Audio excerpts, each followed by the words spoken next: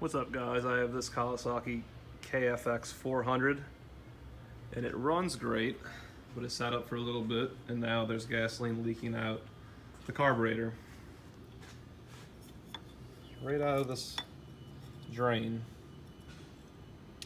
Okay, now first you're gonna think, well, this screw must be loose and it's letting fuel leak past.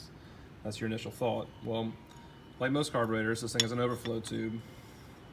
And this overflow tube, when the gas fills up past it, it's going to start leaking gasoline out of the carburetor, and it bypasses past the screw and just drips off the bottom. Now the reason why is that this plunger on the float has probably become hard right there.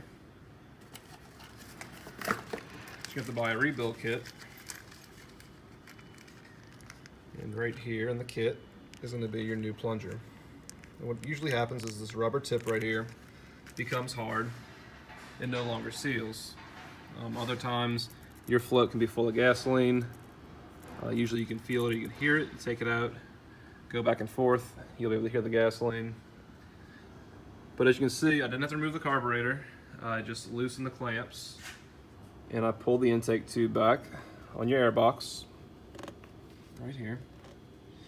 That way I can rotate the carburetor about 75 degrees, enough to get access to all the jets, which I will be replacing as well, and the float with a Phillips head screw right here. So that is your fix. The rebuild kit was $20 and it will no longer leak gasoline. So hope this helps and thanks for watching.